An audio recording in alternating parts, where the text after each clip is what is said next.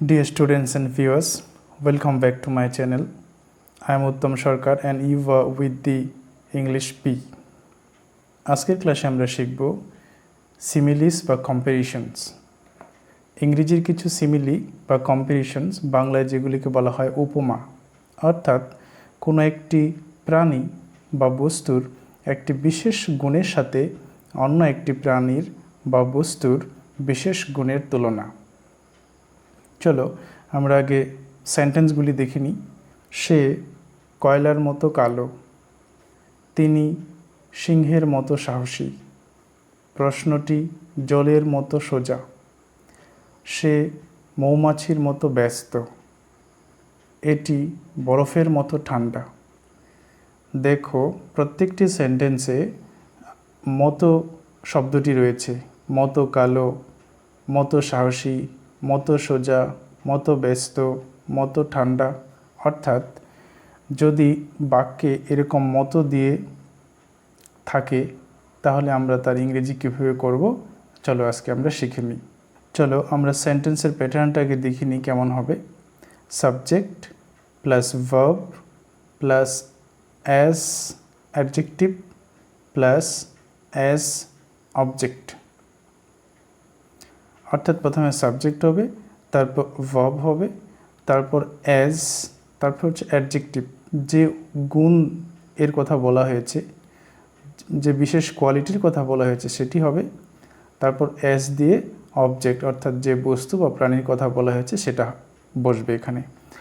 প্রথম বাক্যটির ইংরেজি ট্রান্সলেশন করলে আমরা বুঝতে পারবো। প্রথম বাক্যটি কি রয়েছে? সে কয়লার মতো কালো, অর্থাৎ কয়লার কালো রঙের সঙ্গে তার কালো রঙের তুলনা করা হয়েছে। তাহলে ইংরেজি কি হবে? He is as black as coal. সে কয়লার মতোই কালো। As black as coal. পরের বাক্যটি দেখো, তিনি সিংহের মতো সাহসী। He is as brave as a lion. তিনি সিংহের মতোই সাহসী। He is as brave as a lion. As এর পর ব্রেভ অ্যাডজেক্টিভের ব্যবহার করা হয়েছে, তারপর অ্যাজ আবার অবজেক্টিভ ব্যবহার করা হয়েছে।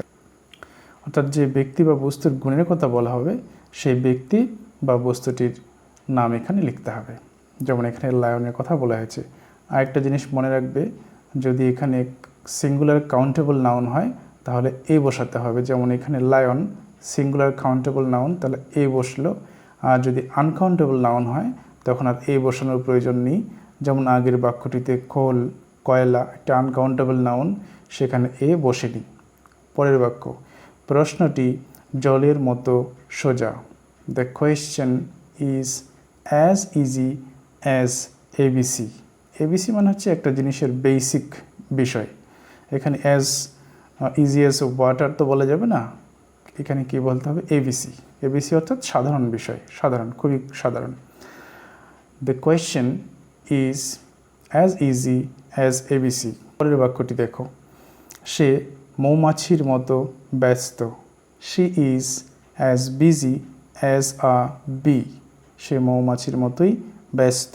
She is as busy as a bee. পরের বাক্য, এটি বরফের মতো ঠান্ডা। It is as cold as ice. এটি বরফের মতোই ঠান্ডা।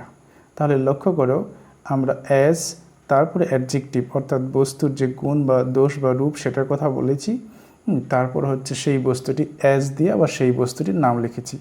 এইভাবে আমরা মতো শব্দটি ব্যবহার করে বাংলা বা ইংরেজিতে অ্যাজ অ্যাজ শব্দটিকে ব্যবহার করে বাক্যগুলি অনায়াসেই গঠন করতে পারবো।